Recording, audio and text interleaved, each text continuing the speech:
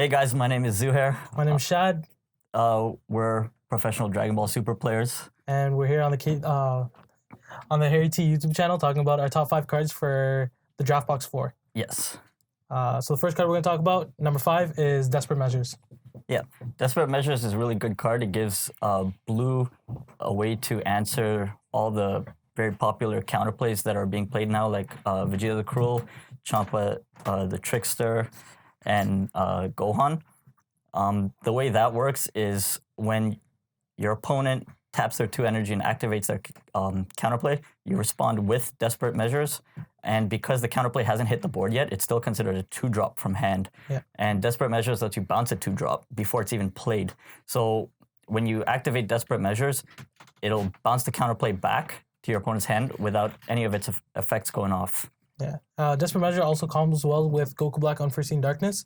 For 2 costs, at the end of the turn, he untaps an energy. So you can proceed to bounce one of your opponent's 2-drops that they play on their turn and bounce back your Goku Black and just gain card advantage that way. And that's number 5. Number 4, we have... Number 4, we have Great Ape Bardock, Raider's Warcry. This card is, essentially, it's a 2-cost combo card.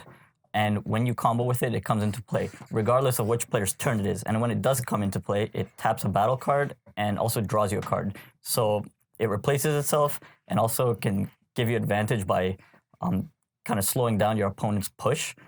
And it's just an amazing card. When you combo it with the Great Ape King Vegeta, its combo cost reduces down to 1. And that way, you're comboing it, pretty much getting 20k double strikers for 1 energy on either player's turn. It's absolutely crazy. But also remember, you can only play Bardock with yellow leaders. Yes. It only activates if your leader is yellow. Yeah. And that's number 4. Number 3, what do we have? At number 3, we have Topos Righteous Aid. This card is a new red negate for red decks. It's a counter attack. It comes into play by tapping 2 energy and discarding a card. And when it comes into play, it negates the attack. And also, from that attack onwards for the rest of the turn, if your opponent wants to attack with any other battle card, they have to pitch 2 cards. So when you pair this card in a deck like Pan, you play it on your opponent's turn, negate their attack.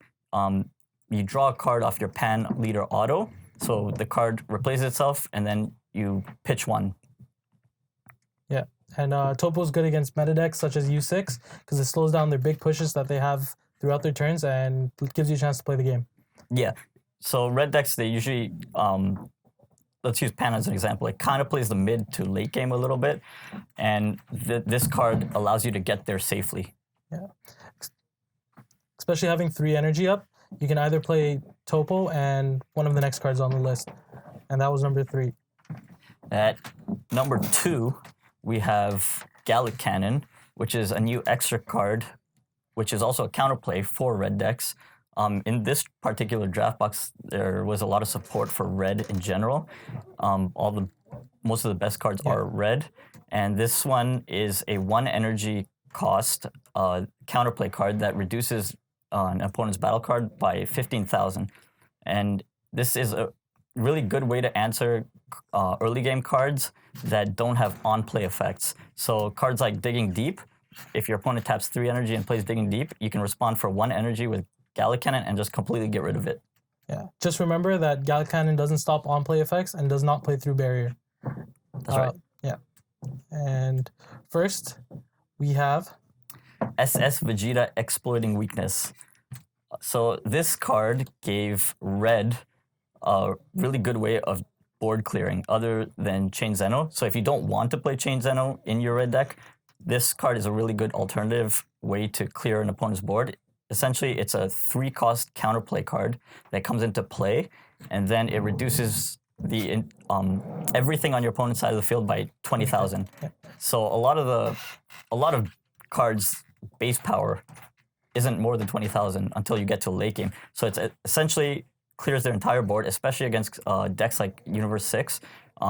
Everything is 20,000 or less. So that's currently a popular deck, and this card is almost just a 1-card answer to that entire deck.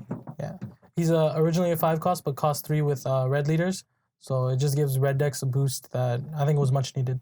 Yeah, and in addition to that, if you play it in Pan, Pan draws you a card when you play a red battle or no any battle card that goes up beyond 20,000. So this card has a 19,000 base power. It'll come into play on your opponent's turn. Pan will give it a 5,000 boost, which will allow you to draw a card. So the card replaces itself and clears your opponent's entire board. Yeah. And that was our take on the 5 best cards in the draft box. Yep, hope you enjoyed. Thank you for watching. Check out Harry T. They're located at Yonge and Lawrence in Toronto. One of the best locals in Toronto.